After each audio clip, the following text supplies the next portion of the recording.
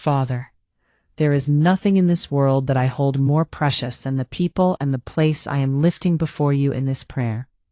And that preciousness is precisely what makes me so acutely aware of how much I need you to be their protector.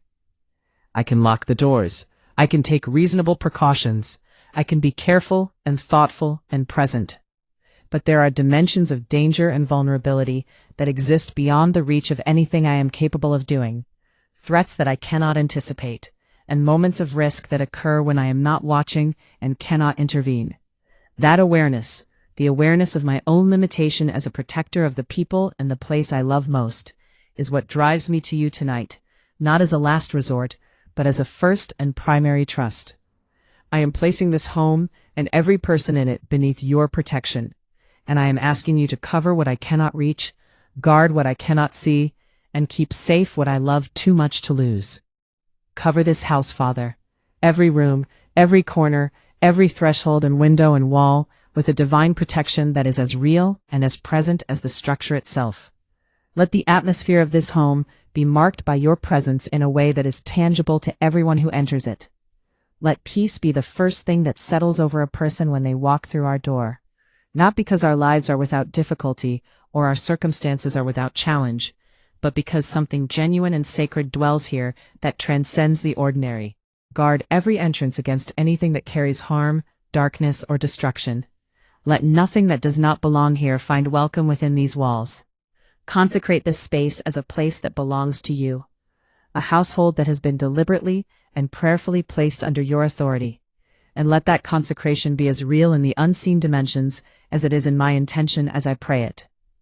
Watch over every person connected to this home wherever the day takes them, when they move through the world outside these walls, when they travel roads I am not there to see, when they enter spaces I cannot follow them into, and when they face moments that I will never know about. The vulnerability of loving people is that their safety extends into every place they go, and I cannot be in all of those places. But you can. You are present in every space they occupy, aware of every risk they approach, and capable of intervening in every situation that threatens what I am asking you to protect. Guide their steps with a wisdom greater than their own awareness. Redirect them away from danger before they are close enough to recognize it. Bring each one of them home safely. And on the days when something difficult happens despite everything, be the peace that holds them together and the strength that carries them through until they are home again. Protect not only our physical safety, but the interior safety of this household, the emotional, mental, and relational health of every person living within it. Guard our minds from the fear that can make a home feel unsafe, even when no physical danger is present, the anxiety that settles in and steals the peace that a home is meant to provide. Guard our hearts from the bitterness, the unresolved hurt, and the accumulated resentments that can create distances between people who love each other and turn the place that should feel most safe into a source of pain. Protect the atmosphere of this home from the subtle erosions that happen slowly, almost invisibly. The loss of warmth, the retreat into isolation, the replacement of genuine connection with the performance of togetherness. Let what dwells here be real, real safety, real peace, real love, real presence, and let your protection extend to all of it. Strengthen the unity of the people in this home, Father. Protection is not only about keeping external dangers out. It is also about keeping internal bonds strong enough to withstand the pressures that life places on every household. Protect us from the things that divide, from misunderstanding that grows into conflict, from stress that becomes unkindness, from the accumulated fatigue of difficult seasons that can make it easy to take out our frustration on the people we are closest to. Cover our relationships with the same care with which you cover our physical safety, and let the protection you provide extend all the way into the quality of how we treat each other when no one else is watching, and the day has been long and hard. Let peace settle over this home tonight, like something solid and covering, the kind of peace that is not simply the absence of noise or conflict, but the active, positive presence of your spirit, filling every space and every silence. Let whoever sleeps here tonight sleep with a genuine sense of safety, not the false security of someone who has not thought about risk, but the real security of someone who has placed what they love in the most capable hands there are. Let the atmosphere of this home be one where rest is actually possible, where walls are not just structural, but genuinely sheltering, and where the people inside them wake each morning with a sense that they are held by something larger and more faithful than anything the world outside can offer.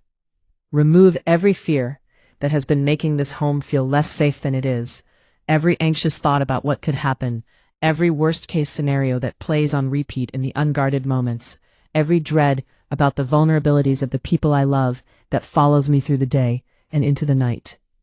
Replace all of that with a trust that is grounded in your character and your faithfulness, not in the absence of any conceivable risk, but in the unwavering confidence that the one who holds this home and everyone in it has never once abandoned those who place themselves under his care.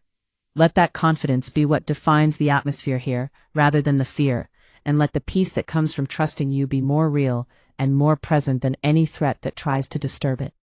Thank you for being a God who cares about the specific, ordinary details of where we live and how we live there, who does not consider the protection of a household beneath your attention or outside the scope of your concern.